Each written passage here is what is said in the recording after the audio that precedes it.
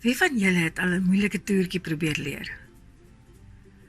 Ek het dit my mikpunt gemaak om 'n toringkie te kan bou met plastiek koppies, so vinnig soos wat ek kan, en dan om so vinnig weer daai toring te laat plat vou, sodat daar net 2 hoopies koppies oorbly. Ek sal nou nie seker 'n rekord breek nie, maar ek kon dit reg kry. Ek het ook probeer om die bekende kapsong wat 'n mens met jou vingers en hande klap en 2 bekertjies kan doen en sing te probeer oefen, maar dit het vreeslik gesukkel. Ek het op die ou einde 'n video gekyk, so 5 sekondes op 'n slag, en dan stop ek eers en dan oefen ek eers. Dan moet ek eers dophou wat gebeur en dan oefen. Ek sal nou glad nie sê ek is 'n pro daarmee nie. Die meeste dinge in die lewe leer ons wanneer ons goeders dophou. Soos wanneer iemand kos maak of in die tuin werk, kuns doen, selfs wanneer ons 'n nuwe speletjie leer, dan gaan kyk ons eers hoe speel iemand anders dit. Miskien trek van julle gesigte soos julle ma doen, of loop soos jou pa, of dalk het jy 'n klein boet en klein sis wat alles doen wat jy doen. Nee, ek het my boetie so geïrriteer dat hy my al om die huis gejaag het.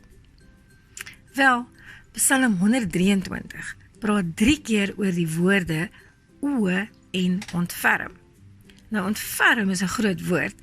Ontferm beteken ons gee vir iemand iets of help hulle wanneer hulle dit nie vir hulle self kan doen nie of kan regkry nie.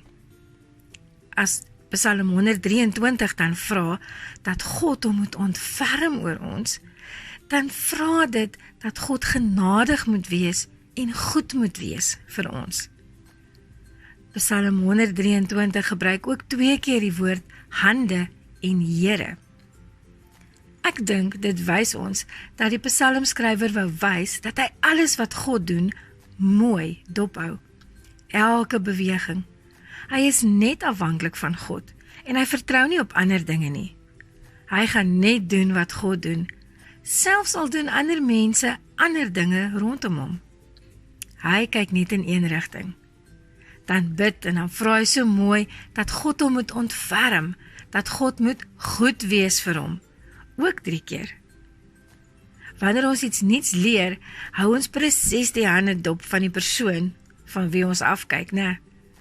Ons kan baie by God leer wanneer ons ook ons oë op hom hou en met ons hande doen wat hy gedoen het en van ons vra. Ons leer dit natuurlik wanneer ons die Bybel lees en leer wat Jesus alles gedoen het en wat God van ons vra. Mag julle oë altyd op God wees en mag julle hande altyd nadoen wat julle van hom dophou.